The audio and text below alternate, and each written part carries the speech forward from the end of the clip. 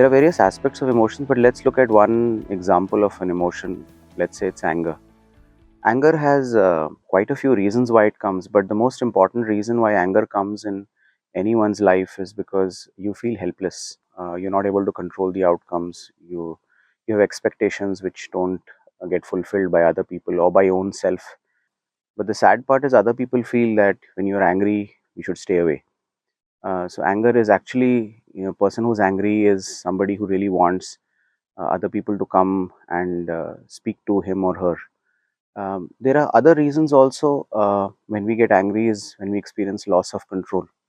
Loss of control is also results in helplessness as well. But loss of control happens because you want to control the outcome of any situation. And when you are not able to control the outcome of a situation, you feel very angry.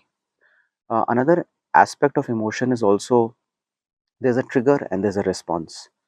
So if somebody says something to me, maybe I get angry because of that word that person says.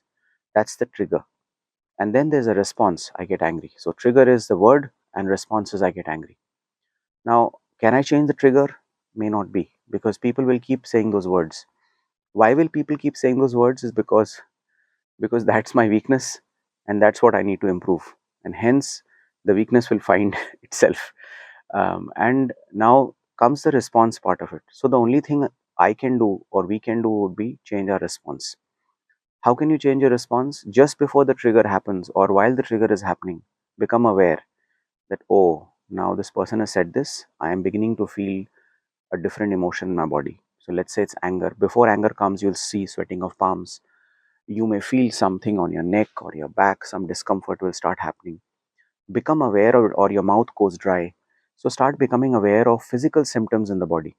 Physical symptoms in the body will tell you your emotional self, what you're going through, because the body reacts to emotions only, and whatever feelings you have, because the body is supposed to help us survive that period.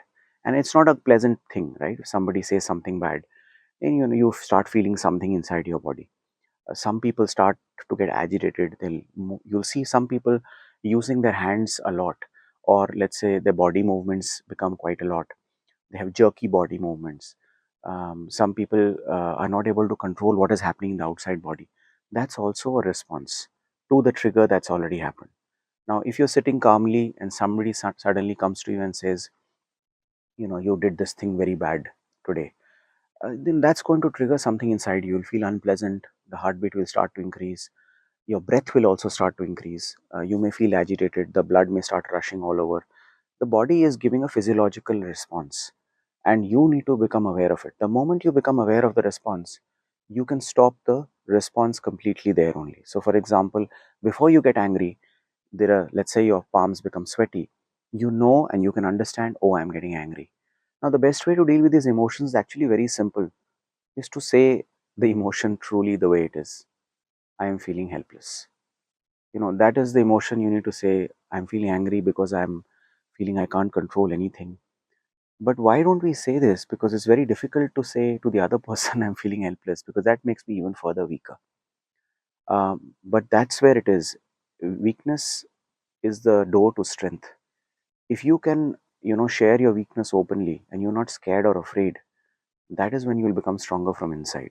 Because whatever we do which makes us weaker, it's not going to help us either ways, right? So the best way would be that, can I express my emotion the way it truly is, and I'm not afraid about anybody, anything, and any consequence that may come through.